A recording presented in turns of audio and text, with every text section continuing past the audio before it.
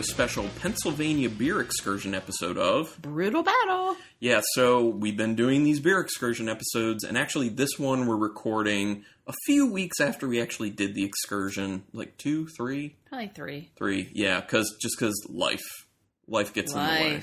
You get busy with things. Plus, you guys have had a lot of these episodes recently, so you got a little bit of a break from it, and now we're back at it. So, same thing as the Baltimore one we did. We did 2 breweries in Pennsylvania, and then we did a really awesome beer bar. I'm sure people who have been not really beer bar. It's like a restaurant that has a bar.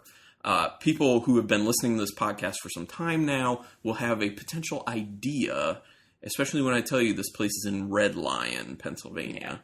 Well, also, if you follow us on Instagram, because I posted all this stuff already. True. So we have 3 beers, obviously, to taste. We have 1 beer from each brewery, and we have 1 beer that we purchased from that restaurant/bar. So we'll go through those. We're going to do them in tasting order, or what I've deemed to be tasting order, but that's not actually the order we went to them in. The first 2 are kind of switched. So let's just talk about the first one with the first beer then. So this one is a beer by Evergreen Brewing, and Evergreen is out of, you said Camp Hill? Yeah, Camp Hill, Pennsylvania. Yes, Camp Hill, Pennsylvania, and it is a beer called Ripple, and it is a Goza ale with raspberries, and the ABV is 4.8%, so like most Gozas, pretty low in the ABV. And it is like central Pennsylvania, probably 20 minutes from Harrisburg. Ooh, is it? Started foaming out of the top. We're good. It didn't go over, though, so we're okay. And we did try this beer there. So it is just that beautiful pinkish reddish. We didn't have a lot. We just had a few sips. Yeah. I just asked for a sample of it because I was between 2 beers to get it, because they had canned stuff. This is a 12-ounce can. They also had some beers that were in 16-ounce cans. If you want more, you can grab it. Go ahead. Okay. All right. And the cat is here, so if you hear rustling around, it's because she's moving on the table, and then eventually she'll get down, because she gets real bored of this. So anyway, this Ripple Raspberry Goza, what does it look like? A raspberry Goza. It's pretty. So pretty. It looks slightly like beet juice. Oh, there goes the cat. And, exactly what usually happens. She's like, forget this. You gave yourself more. I'm sorry. I was just pouring. So it looks, can't see through it. It's very dark. You can tell there's stuff in there, fruit in there. I mean, it looks like what you would think raspberry juice would look like. Yeah. Mm-hmm. It's got a lot of head to it. Yeah. There's tons of head, but it's like this nice pink pillowy looking head on top. And you smell the raspberries. Ooh, yeah.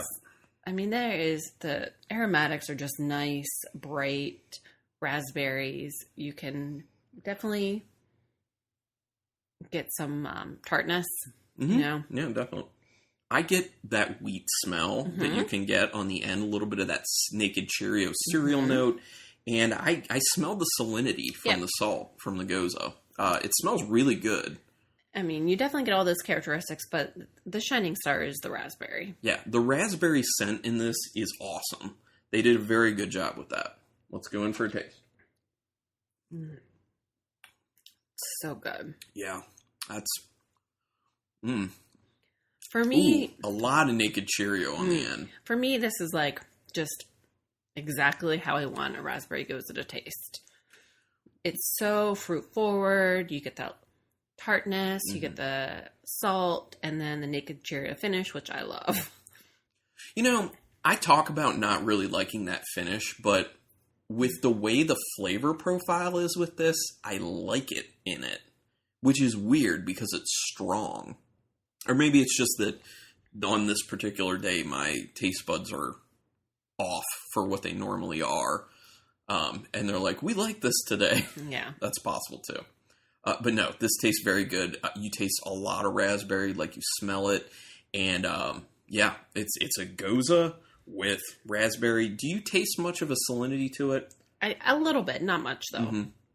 But I think the salinity is kind of giving it a nice softness. Yeah. You do get hit with a decent amount of tart right up front. And then it kind of dies down because it feels like the salt steps in and softens the end of each sip. Mm-hmm. This is a very tasty beer. It's very nice. So easy, too. Mm-hmm. Okay, so. Glad we got a 6-pack. Although we gave 2 of them away, so we basically got a 4-pack. So we have 3 more. We only give 2 away? Uh-huh. Yeah, we gave 1 to Nathan and 1 to Vince. Oh, okay. So I thought we gave 1 to Sean Creole. I guess we were getting stingy. Oh, no, maybe we did.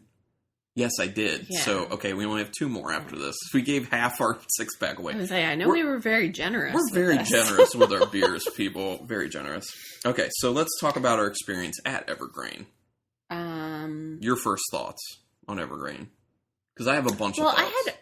Well, I grew up not far from there, so I had seen a lot of activity on my social media feed. I'm like, okay, I really need to check this out. It's a large space. Yeah, I was kind of slightly shocked when I went inside at how massive that place is. It is huge. They definitely have room to expand their brewing if they want to, but they would actually have to take away seating. Yeah, well, no, not necessarily, because they had some games. Like, they had pinball machines and some arcade games on the side. So there was some space where they could cut that out, to be honest, and be fine with the seating and expand. Yeah. So being first timers there was a little overwhelming. Like, okay, how do you get a beer? Whereas, it's not as big as like Trogs. Right. But it's still big. It's one of the larger breweries we've been to, though. Yeah. Recently. Yes. Which is kind of I'm going to say jarring, but it's not like, a light version of jarring, because you just don't expect that, especially with breweries you haven't really heard much about. Yeah. You go in and we're like, this thing is freaking massive. Yeah. So they had a very large tap list. They had lots of cans. Yep. Plus you could get crowlers. Yeah, I think so. They had food. They'd have food. It looked like it was also like barbecue type stuff they were doing. Because they have like a restaurant. So I'm not sure what they had food-wise they had there, but then they had a little like barbecue hut that you could order food from, which looked tasty. I will say I think their setup is weird. I think it's weird because you have the main bar area where it's like the bar is set up and there's all the brewing equipment behind them, and then there's the seating. So they have this huge bar that people go up to and order, and they have a lot of stuff on tap there, and that's where you can get the cans to go. And then they have like a little gaming area. They have the seating area in that space. And then on the wall is where they have their little spot for where you can get the barbecue stuff. You can order it and grab it and go sit down. And then they have a door going to the restaurant that's right next to where the barbecue is. So I don't know if they serve different food at the restaurant. I think they do, because I think I saw a menu. I don't know. I'm wondering if the restaurant was like after they had an established brewery.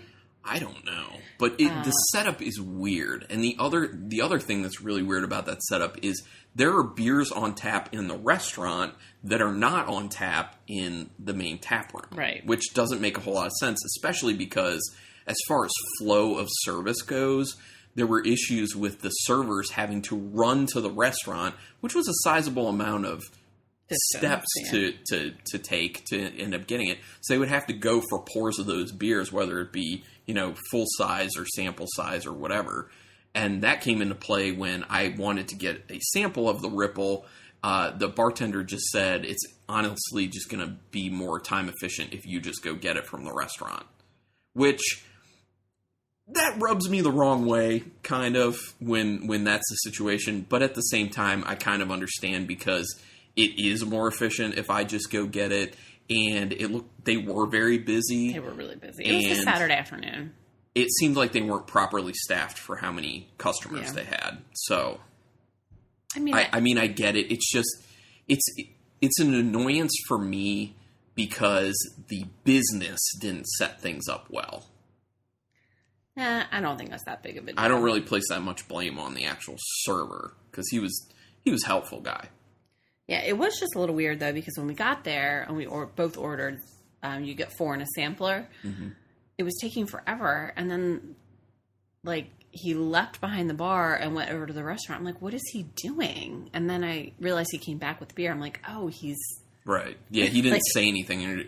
Yeah, and it took a long time. So I was just like, did he just, like, forget about our order? I was like, no, he had to go run and get it. But that speaks to one of the problems with that, is that people don't know what's going on, and it takes a long time for him to get all those beers together. Yeah. And he didn't say anything ahead of time, so, like, people literally stand there and are just like, what is going on right now? It's just not efficient. From a business standpoint, it's very inefficient. Well, it's hard to know, because that was our first time there, so it's hard to know kind of what came first or what they imagined the flow to be, or they just continued to grow. Right. And they didn't have enough taps. Yeah. I don't know. It's just oddly set up. That's my main issue. But so we each tried 4, and then did you go up for one sample? Or 2? No, I just tried the Ripple. Okay. The Ripple was the only one I asked to sample. So we each sampled 4. So I pulled up my Untapped. I'm going to go through what we had. We had the Chardonnay Barrel Aged Amicus, which was an IPA, which was really, I think it was like a farmhouse style IPA that was it. Oh, I don't know. This is the problem with doing it like weeks later. But yeah, it was an IPA aged in Chardonnay barrels. It was pretty solid. Mm-hmm. It was decent for that. I remember you were able to get a good flavor of the wood and the Chardonnay to it, so it was pretty good. It wasn't my style, but it was well done for what it was. Then they had an Imperial IPA called Deuce Juicy, and a lot of people had said before we went there, oh, you got to get the Deuce Juicy when you're there, you got to get it. I mean, it's an Imperial Hazy IPA, basically, which people know, if you've been listening to this podcast, I'm getting very much sick of hazy IPAs because I feel like the flavor is very low in them, and I want more balanced IPAs. I want a good bitterness in there to back things up, and I just feel like they end up tasting very yeasty and bready, and that overcomes a lot of the hop flavor for me.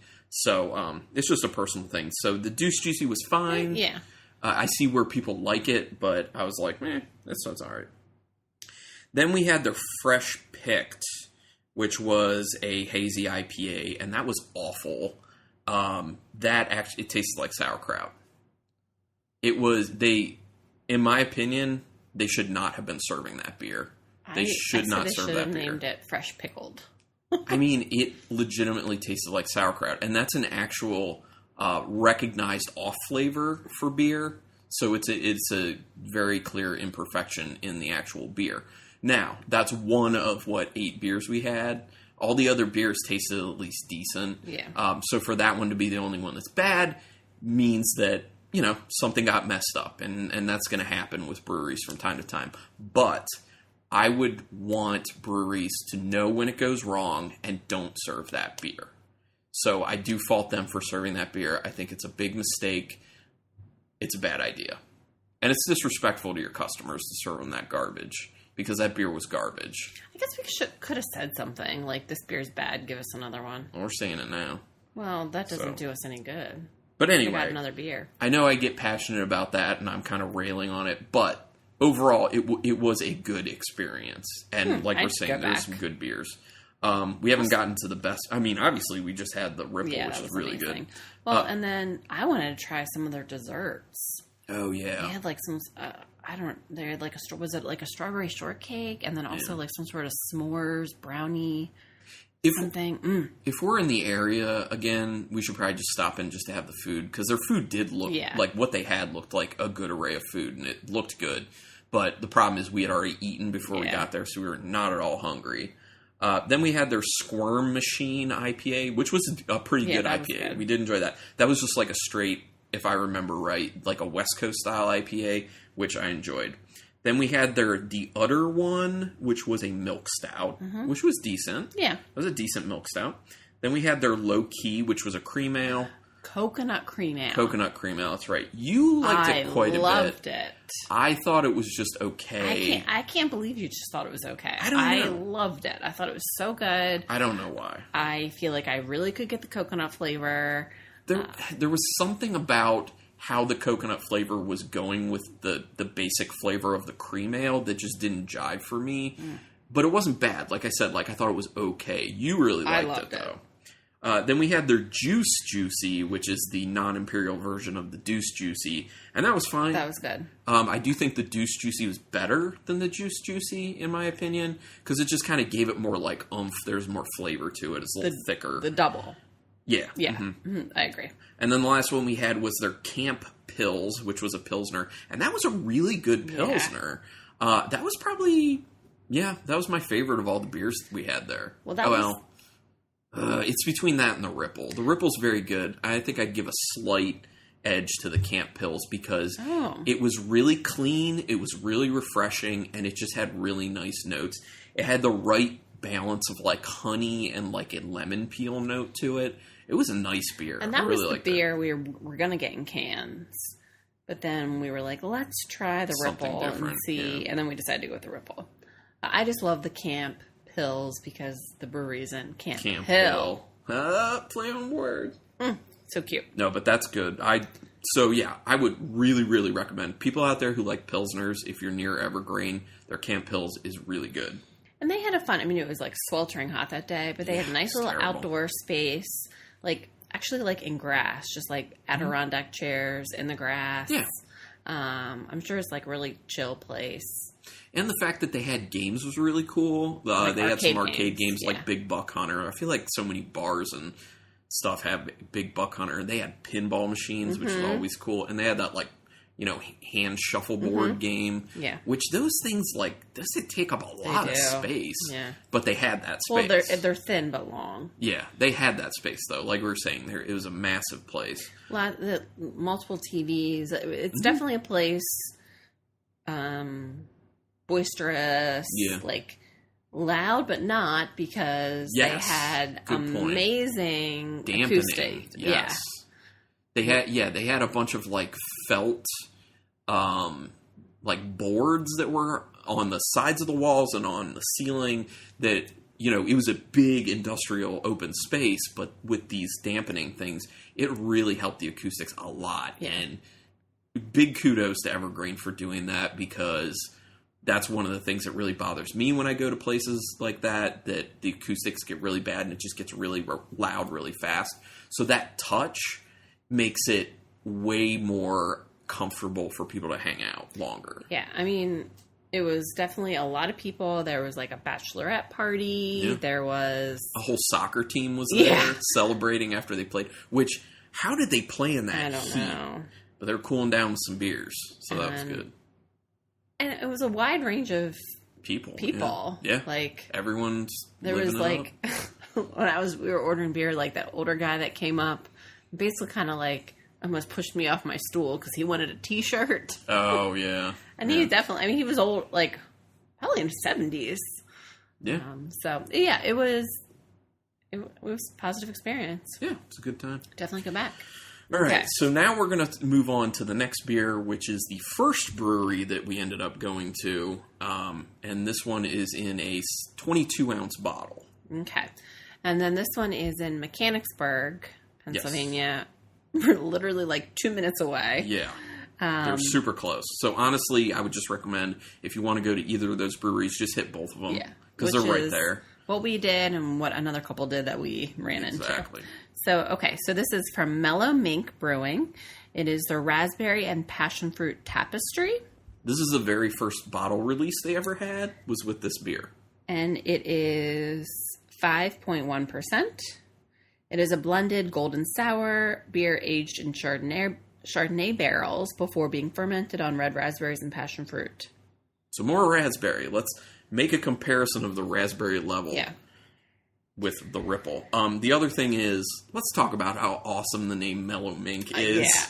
It's not just the alliteration, but that really helps with it. But it's their little logo of an actual mink animal. He's so freaking cute. Yeah. It's pretty great. Hold on. You're going to hear some noise. Okay. Their glasses have the little mink outline of the animal. And the bottle, much like their brewery, is kind of fancy or upper class looking, kind of swank. I wouldn't say it's necessarily fancy. I think it's just a little stylish. Yeah. It looks like a wine bottle, the labeling and everything. Yeah, it looks kind of a little classy. A little classy. Yeah. That's what I mean, I guess, by fancy. Yeah. So let's go ahead and take a look at this beer. It looks, I mean, I can see shapes through it, but I can't really see through it. It's like pinky orange. Yeah, I would agree with that. There's not a ton of carbonation to it, which I am fine with. Yeah. Yeah. Okay. I definitely am getting raspberry. Funky. Definitely getting the raspberry. Definitely getting naked Cheerios. It smells very similar to the Rebel. Not as much raspberry. I wouldn't pick out the passion fruit, but I definitely can tell it's raspberry and another fruit. Yeah, I wouldn't be able to pick out the passion fruit, especially because it smells more sour than the Ripple, and that's kind of crossing into lemon sourness territory. But yeah, I do definitely smell the raspberry. I feel like I smell the Chardonnay. It's got like a white wine snap on the end of the nose. And like I said, there's a little bit of a funkiness in the end of the nose that I think is really good. I really like that smell in there. It's brewed with Brettanomyces, Lactobacillus, and something else. Saccharomyces. Yeah. Saccharomyces. So the Brett's what's giving it that little bit of a funkiness. The nose on this is very nice. I really like the smell on this. It's really good. Ooh. Yeah. Wow. Yeah, it's kind of almost crosses into the rosé territory. It almost tastes a little bit like a very dry rosé because there's a significant tartness to it. Yeah. A little tart, a little funky, a little fruity. Mm-hmm. I definitely get the Chardonnay. Super approachable. Mm-hmm. Wow. Yeah, I like, and just like on the nose, there's that little bit of a funk just on the end, just chilling out. It's nice. I think their bacteria cocktail that they put in there is working together like a hell of a team. It's doing a good job. Yeah. Definitely tasting the raspberry, getting some lemon to it. Did you say that you're definitely tasting the passion fruit? No. For me, passion fruit is kind of a benign, like... Well, I mean, you can taste passion fruit, but I feel like it kind of has to be on its own. Yeah. You can't have anything that could potentially overpower it, and I think raspberries are almost always going to overpower something like passion fruit, and especially when you're doing a sour beer, the natural sourness of the beer, especially with a sour blonde ale, I think is just going to kill that passion fruit perception. Well, because it's a softer fruit flavor. Oh yeah, it's very soft, which is why things like what was it? New Belgium had done one was like a passion fruit Kolsch. You know, like that works because Kolsch is very easy and won't compete with it. That was in my beach beer tournament. Mm-hmm. Well, and here's the thing. I lost it. I 100% just lost what I was going to say. Okay, well, I was going to go ahead. I got it back. Sorry. This is what happens when you get older, people. I was just going to say that it basically just tastes like the Chardonnay barrel-aged raspberry sour blonde. Just no passion fruit. It doesn't seem like it's there, which is fine because it's still, like we said, this tastes really good. Well, I disagree, though, because I definitely can perceive another type of fruit other than raspberry. I just, again, wouldn't be able to say it's passion fruit. Yeah. But it's very wine-driven. Yeah. It's very wine-like. Well, and there are a ton of, very, very, very different experience from Evergreen. Oh, yeah. So, Mellow Mink is like in shopping center. Like a little strip mall. Yeah. It's just very mellow. It is a mellow atmosphere. It was not very busy, unfortunately. No. Well, it was good for us. I hope they do well, though. Yeah, but it was like a Saturday at 2, I think? 1 or 2 in the afternoon. So we went there first and then went to Evergreen. Evergreen was packed, and Mellow Mink, I mean, it was... Yeah, Evergreen was super packed. Mellow Mink, there's barely anyone in it, which makes me a little nervous for their future. The other thing about them that makes me nervous for them, I really hope they do well. I really do, because I respect what they're doing. And we'll go over what beers we had there. I don't think I had anything that I disliked at all. No, we liked everything. Everything was at least solid. And as we're saying, this bottle beer is really good. They're focusing mainly just on sours and farmhouse ales, which I feel like for that area, it's a really gutsy move, and it could kill their business.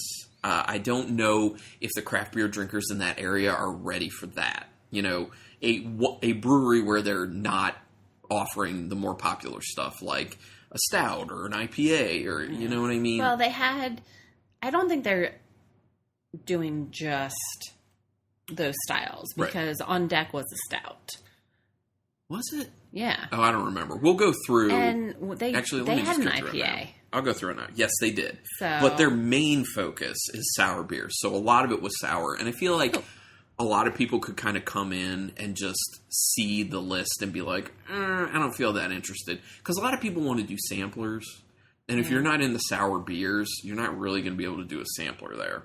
No. So, but, okay. So let's talk about what we had. Oh, this is what you're talking about. Their double apricot cream shake, which was an Imperial IPA that was basically a milkshake IPA. Which was delicious. I loved that. It was good. And while we were there, someone came in and got filled up their own growler of that. Mm-hmm. Yeah, that was good. See, that's what I'm saying. Like, maybe have a few more of those types of options, to be honest. They don't have a ton of taps. Would they have 8? And we tried them all, yeah. No. It's like 6 or 8. I think it was 8. Well, we can count them up as we go, because we tried them all. And that's all they had, and that's all we tried. Yeah. So it is much smaller. Yes, it is. So the double apricot cream shake, which was quite tasty. We had the Fortress Double IPA, which was an Imperial IPA. That was good as well. I rated it pretty well. The Rule of 2, which was a farmhouse ale. I thought it was nice for a farmhouse ale / saison, however you want to say it. Their Blossom, which was a sour beer. What was in that one? I should have taken a picture of the actual menu. That wasn't the one with the cherries, was it? Oh, yes, it was. Okay, that makes sense. Yeah, it was it was like a sour blonde with cherries. I really liked that. I'm not big on cherries, so Rebecca liked it more. Cherries. But I recognize that it was well done. And I'm not big on sours, but I did really like that because it wasn't as much sour as it was tart. Yeah. So then there's the Superfruit 5, which was a sour blonde, once again, with this was a triple berry version. It had raspberry, blackberry, and cranberry. That was a nice beer. I think you liked that. You liked that one more than I did. Yeah. Then they had their Peach Mango Saison de Mink, which was a farmhouse ale with peach and mango. I enjoyed that one because they do a good job. There's a gnat in here. There's a gnat. Okay. It's fine. He's trying to get my beer.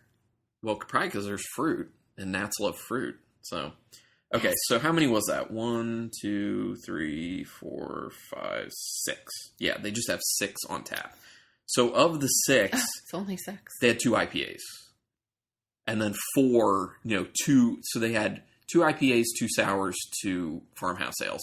This is and this is what I'm saying. Like everything we had, we liked. We quite liked. And when they were sours, they were very approachable sours, to be honest. Like, this beer that we're having on the podcast right now from them is definitely more sour than their sours that we tried. Yeah. They were more just, like, lightly tart. Yeah. So that makes it more approachable for people who aren't necessarily into sours. But the problem is just getting people to try it. So the fact that 4 of 6 of your taps are things that aren't necessarily super popular, it just makes me nervous. I just feel like if you're going to do sours, if you're going to do saisons, maybe have 1 tap each. But, I could be totally wrong. I hope I am, because I really liked what they were doing there. And I hope they stick around, because I'd like to go back. Yeah, I would too. And we had great service. The bartender was Cheyenne. She was very nice, very helpful.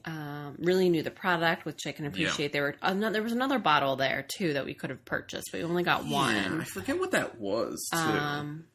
They were both sours, I think. No, the other one I thought was more of a farmhouse. Yeah, maybe it was a farmhouse ale. I let you pick, because I was like, your call. And she was really able to kind of articulate, the tasting notes of each, which I appreciate. Mm-hmm. She also told us why it's called Mellow Mink, which was really cool.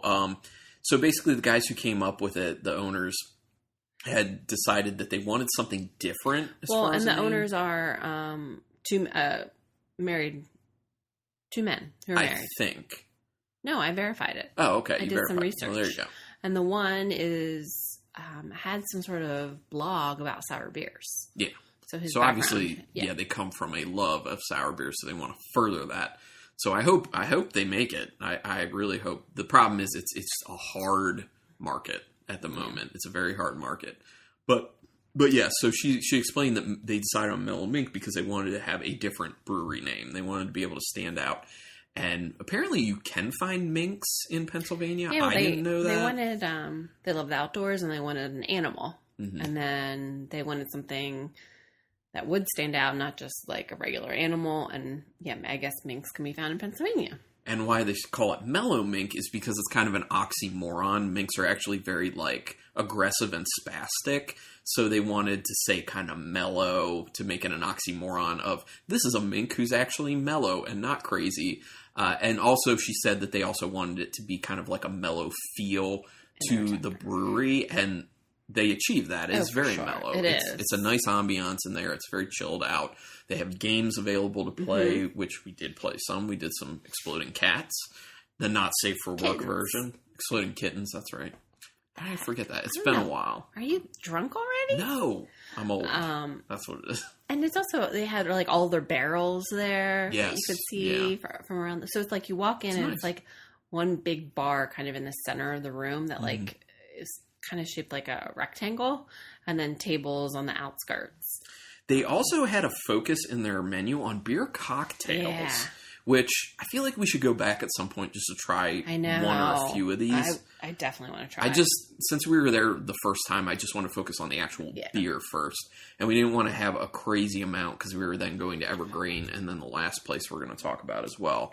So let me read you the beer cocktails they have on here. And they also had regular cocktails and wine. Mm-hmm. So I think that's smart too, because how many times do you go some places and there's someone in your group who doesn't drink beer, which is horrible, and here's all the fun things they could drink. So they have a coffee beer teeny. It's their take on an espresso martini made with mid-state distilling coffee, liqueur, and vanilla vodka, then topped with Mellow Mink stout.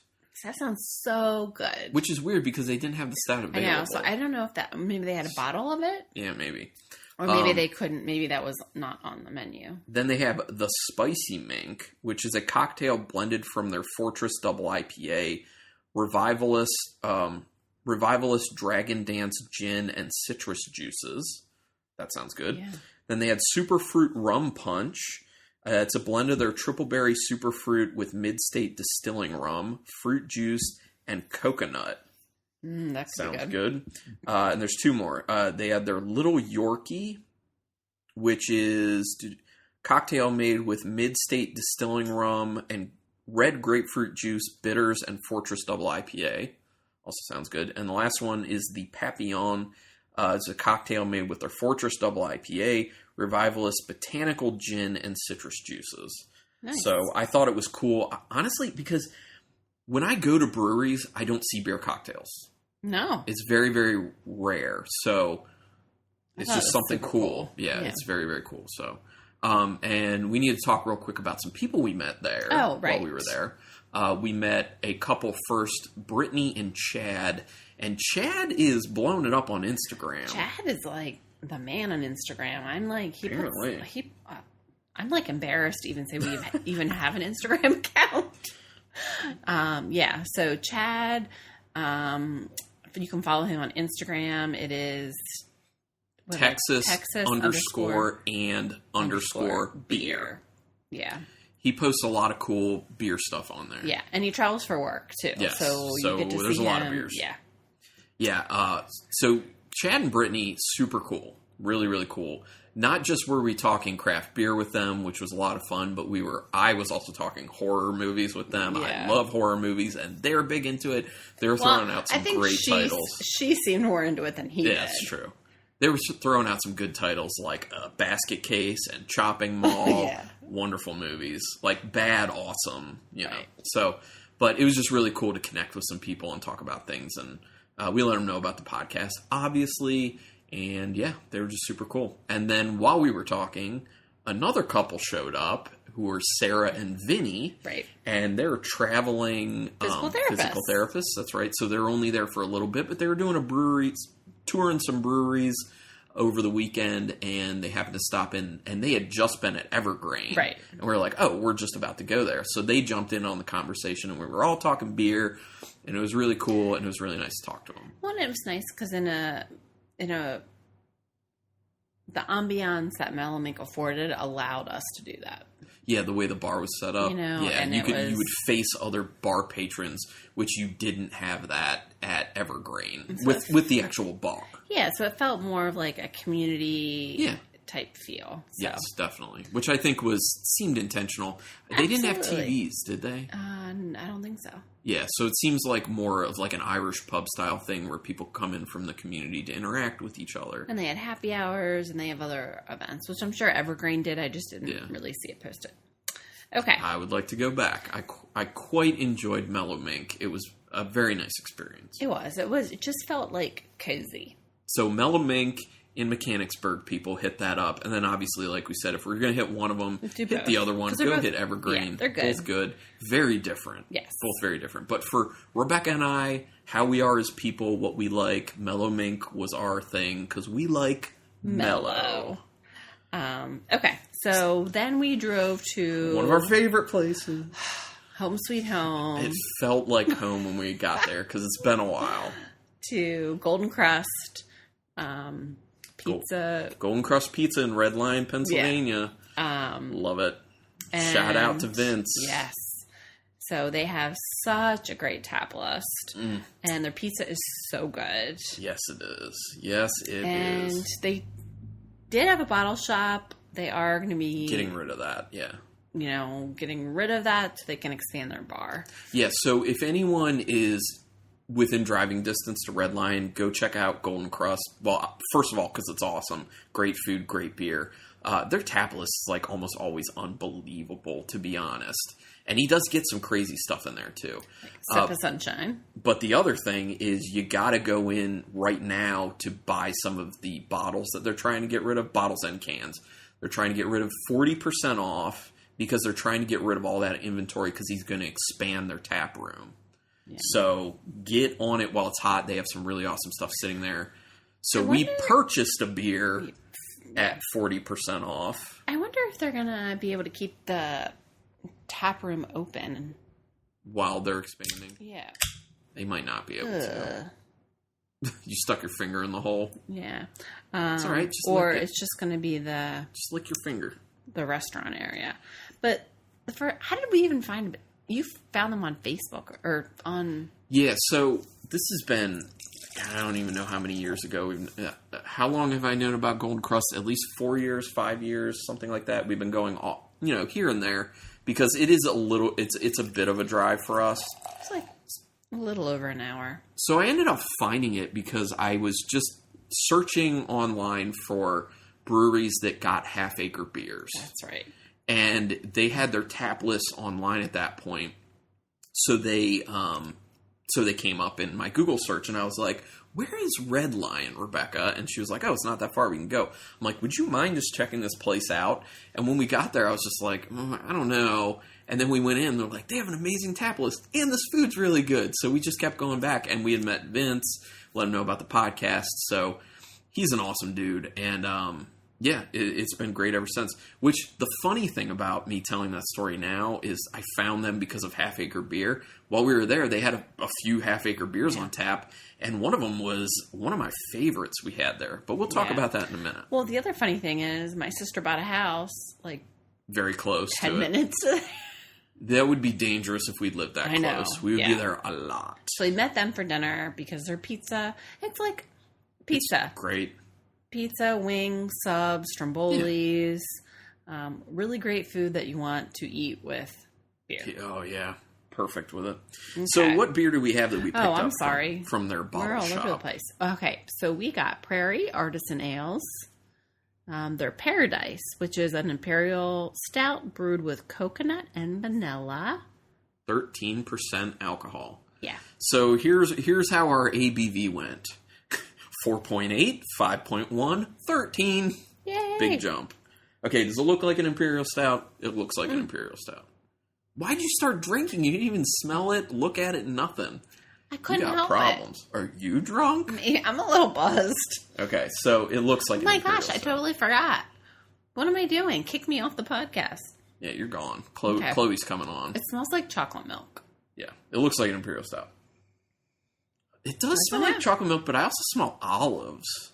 I smell chocolate milk and chocolate Smell it again. Do you smell olives in there? Oh, yeah.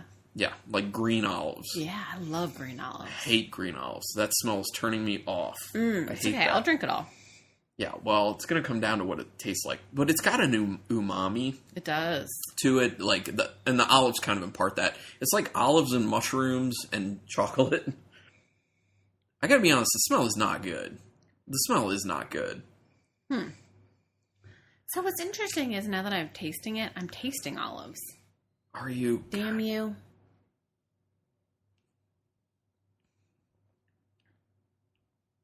There's a little metallic note on the beer. I mean, it's good. It's not what I want it to be. I'm not getting coconut or vanilla, though. I get chocolate on the end. It's a nice creamy, milk chocolate mixed with a little dark chocolate on the end. I said, I'm not getting coconut or vanilla. You say, I'm getting chocolate. Yeah. Yeah, but there's no coconut or vanilla. Okay, so my first 2 sips, I was getting that olive and that umami, mushroom. But as I kept going, it's starting to kind of fade away. And it's more of the chocolate. I mean, I like it. I don't get the coconut. I do perceive a little vanilla, actually, as I keep going. But it's not a lot. Let me see how old this beer is. It's not. Oh, wait. They do date code. I can't read that date code, though. It's one of these, wacky ones where only the people who made it will really know. They have a code. Yeah, special code. But, it's not what I was hoping for, man. Coconut's hard to perceive in a beer. Vanilla, I feel like you can get from a lot of stouts. But, I mean, I'm going to drink it. Yeah. And it's not what I wanted it to be. As I keep sipping it, the chocolate's shifting more towards the dark chocolate region. It's more dark chocolatey. Yeah. It is good. It's mainly just a really chocolatey stout. Is basically what it tastes like with, some olive flavor, which I think is an off flavor, to be honest. Don't really like it, but overall I do like the beer. Does it taste like 13%? No. Mm-mm. So that's dangerous. Maybe 10? Maybe 9? Now it's I'm getting a cocoa powder on there as well. Okay.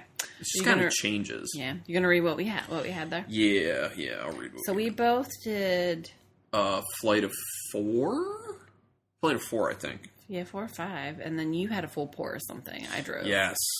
Which was delicious. I needed that full pour, by the way. I needed it because that beer was so good. It was. And then we had brought home a crowler, too, which was crazy expensive. God. Yes.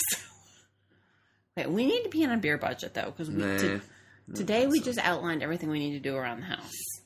Right. So, that's for off-podcast talk. Nobody wants to hear about what we need to fix at our house. Nobody cares. Anyway, that would be a different podcast. So, we had Almanac Beer Company's Strawberry Hop Cake. Which was good. Which was a sour. It was like a hopped sour with strawberry. It was good. I liked it. I did. I wanted more strawberry, though. Yeah. Yeah, I agree with that. We had Prairie Artisan Ale's Oh Fudge. Which was... an Imperial Stout. Oh Fudge delicious. Yeah. It was an Imperial Stout made with brownies. And to me, it tasted like chocolate ice cream. It was phenomenal. And that's the one we got the crowler of to go, and it's expensive because that's an expensive beer. Was it $31 for a crowler? Yeah. Mm-hmm. And you had a full pour of it. Yes.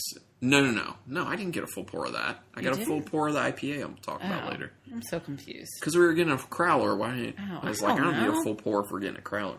Then we had the Eclipse Rye Cuvée from 2017 by 50/50 Brewing Company. That was a very nice, tasty, barrel-aged Imperial Stout. We had Sip of Sunshine by Lawson's, which is a very nice IPA. We had another Eclipse, 50/50 Brewing, their Grand Cru 2017, also super tasty. We had one of my favorite IPAs I've had in a while. Half Acre Beer Company's Now and Then IPA. That's what you got. That's what I got the full pour of. That IPA was great. It was exactly what I like. It was very nice and citrusy, but it had a really nice present bitterness to back everything up. Really flavorful, really balanced. I love that IPA. Then we had another IPA by Half Acre Beer Company called Bottom, which in comparison to the Now and Then was not as good, but it was still good. And we had Lawson's Finest Liquids Super Session number 8, which was a session IPA, which in comparison to the Sip of Sunshine was not that great because it's a pared down version, but still good. And then I just had the Now and Then again, and then at home had the Oh Fudge again. So obviously, outstanding tap lists. Outstanding. Love it. Super good. And like I was saying, we felt like we were back home. Mm-hmm. Like, it had been a while since we've been there. It feels like home to us. And I think it's not just because we like it there and we feel comfortable there, but it's also, it's like a small town feel. It's a family-owned restaurant. It is a small Yeah, it is small. town. That's what I'm saying. It is a small town. It's a small town. It's a small town. It's a small business. It's a family-owned business. And the people who run it will talk to you, and they're super nice and accommodating and make you feel welcome. And it was started by, I guess, Vince's parents or his dad. Yeah, I think in the 80s. In 1986 or something. Yeah, it's been there for a while. And someone told us, like, every pizza you have, the dough was made by either Vince or his dad. Yeah, because they want to control the quality of it. And that's one of the biggest things. For me, for pizza to be good, the dough has to be particularly flavorful. And their dough is great. I love their pizza. And then the one time we were there, Vince's dad was there, and he went out and didn't he slug our meter? Yeah, we ran out of money on our parking meter, and the meter guy came in. No, I thought it was. Well, the meter guy came in to let us know, to let someone know. He was like, "Look," which was really nice of that meter guy. He was like, "Look, someone's expiring," and Vince Sr. went out and was going to put money in, but I went out and I'm like, "Oh no, I got it." And he's like, No. He's like, "You're a paying customer here. I'll take care of it." Yeah. I was like, "Are you kidding me? You're like the nicest friggin' person." Now, again, coming from a suburb of Baltimore where parking is an arm and a leg, I think we parked, I think it was like 2 hours for a quarter. Yeah. Or something. 2 hours parking in Baltimore is going to be $20. I don't know. Yeah, basically like $20. It's crazy. It's just nice. It's like a little slice of heaven. Yeah. So we had an awesome day. We did. That was a really great day. So now's the hard part. How are you going to rank these beers? It's not that hard for me. It's not hard for me either. Go ahead. So my number 3, sadly, is going to be the Paradise. I know, by mine too. Prairie Artisan Ales. That was the Imperial Stout with coconut and vanilla, but we can't perceive the coconut at all. The vanilla, little bit. My number 2 is going to be the Evergreen Ripple, which is the Goza Ale with raspberries. And my number 1's got to be this Mellow Mink Raspberry and Passion Fruit Tapestry, which is a sour blonde with raspberry and passion fruit aged in Chardonnay barrels. That is a nicely complex beer. This is just super tasty. Mm-hmm. And I'm glad it's in a 22 ounce. So mine's going to be slightly different. Are you putting the Ripples number 1? Yeah. I feel bad for doing that because I can appreciate the complexity of the tapestry by Mellow Mink. But it's just not your thing. But it's just not my thing. Right. So I have to go with, like, what do I want to drink more of, which is the Ripple, the Raspberry Goza by Evergreen, then the Mellow Mink, and then the Prairie. So just know from a more objective standpoint, the Mellow Mink's number 1. Yes, that's true. That's just like when Mike comes on the show. He gives bad ratings to sours no matter what because he's like, I just don't like them. And like I try and talk him down from that all the time. I'm like, try and be objective. Try and be like, was this done well? But it's just... I said, this is my preference. I know. But when it's like the number ratings, I feel like it's kind of unfair to give bad numbers to ones you just don't like. Well, I think it just because of your taste. I think as long as you preface it by saying that. Yeah. But the official number, Brutal Battle numbers are very important, Rebecca. No, they're not. But anyway, so pretty awesome. I would like to go back to all these places. Yeah. And let's do it at some point. Sure. But I'm sure we're also going to have more episodes that come out that are called Pennsylvania Beer Excursion. So we'll just do episode 2, episode 3 of it and keep going. Because plenty of breweries in Pennsylvania. Yeah. And hopefully we get, at some point, past just the very south of Pennsylvania. Yeah. It's a big state. People don't really think about that. It's a big state. It is a big state. Cool. Okay. So thanks, everyone, for checking this out. Rebecca, any closing remarks? I don't think so. Just remember to... keep it brewing.